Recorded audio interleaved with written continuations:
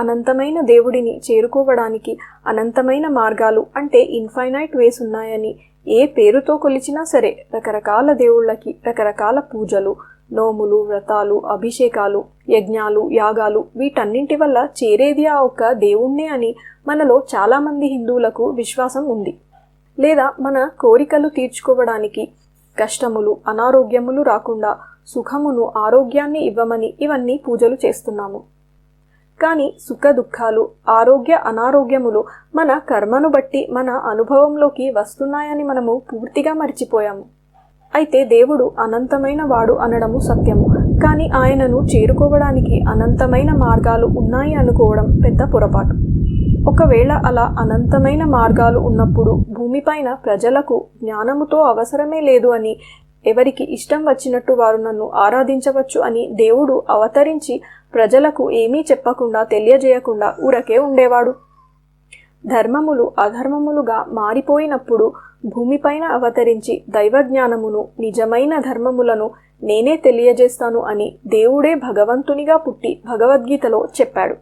అయితే భగవద్గీతలోనే 9th chapter అయిన రాజవిద్య రాజగుహ్య యోగములో 25వ శ్లోకంలో శ్రీకృష్ణుడు ఇలా అన్నాడు: యాంతి దేవవ్రతాన్ దేవాన్ పితॄన్ యాంతి పితృవ్రత భూతాని యాంతి భూతేజ్య యాంతి మధ్యాజినోపి మాం అని. ఇది పరమాత్మ గురించి చెప్పిన శ్లోకము. ఈ శ్లోకము యొక్క మీనింగ్ ఏంటంటే, దేవతా పూజలు చేసేవారు దేవతలయందే చేరుతారు, పితృదేవతలను పూజించేవాళ్ళు పితృదేవతలయందే చేరుతారు, భూతములను పూజించేవాళ్ళు భూతములయందే చేరుతారు, మరియు నన్ను పూజించేవారు నాయందే చేరుతారు అని. ఇక్కడ మనము గమనిస్తే 4 రకాల పూజలు చేసేవాళ్ళు ఉన్నారు. దేవతా పూజలు చేసేవాళ్ళు, పితృదేవతలను పూజించేవాళ్ళు, భూతములను పూజించేవాళ్ళు, పరమాత్మను ఆరాధించేవాళ్ళు. ఇక్కడ భూతములు అంటే జీవరాశులని అర్థము. మనుషులు ఎన్నో జీవరాశులను పూజించటం చూస్తూనే ఉన్నాము. నందీశ్వరుడని ఎద్దును, కామధేనువు అని ఆవును, నాగరాజని పామును, పోతురాజని దున్నపోతును, జిల్లేడు చెట్టును, జమ్మి చెట్టును, రావి చెట్టును, వేప చెట్టును, ఇలా ఒక్కొక్క ప్రాంతంలో ఒక్కొక్క రకంగా అనేక జీవరాశులను దేవతలుగా భావించి మనము పూజిస్తూనే ఉన్నాము.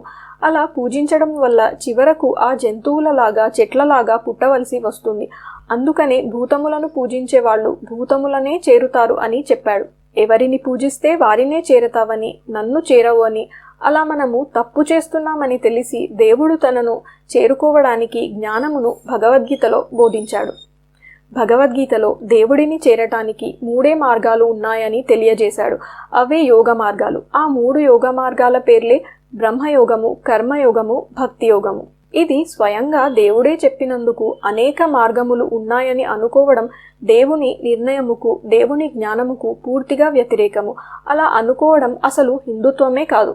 అయితే ఈ వీడియోలో కన్క్లూజన్ ఏంటంటే, దేవతలను, పితృదేవతలను, జీవులను పూజించకుండా పరమాత్మ యొక్క వివరము, విషయ జ్ఞానము తెలుసుకొని మన మనస్సులో అంటే మైండ్లో అన్య చింతలు లేకుండా 3 యోగ మార్గాలలో ఏదో ఒక యోగ పద్ధతిని ఫాలో అవ్వడం వల్ల దేవాది దేవుడైన సర్వశక్తిమంతుడైన పరమాత్మనే చేరవచ్చు. పరమాత్మలోకి ఐక్యం అవడం అంటే మనకు కర్మ వల్ల కలిగే రకరకాల జీవరాశులలాగా జన్మ మరణాలు లేకుండా ముక్తిని పొందడం అని అర్థం. అప్పుడు జీవుడే దేవుడిగా మారిపోతాడు. ఇటువంటి మరిన్ని మంచి విషయాలను తెలుసుకోవడానికి దైవస్తుతి ఛానల్ని సబ్స్క్రైబ్ చేసుకోండి. మరొక మంచి వీడియోతో మనం మళ్ళీ కలుద్దాం. అంతవరకు సెలవు. నమస్కారం.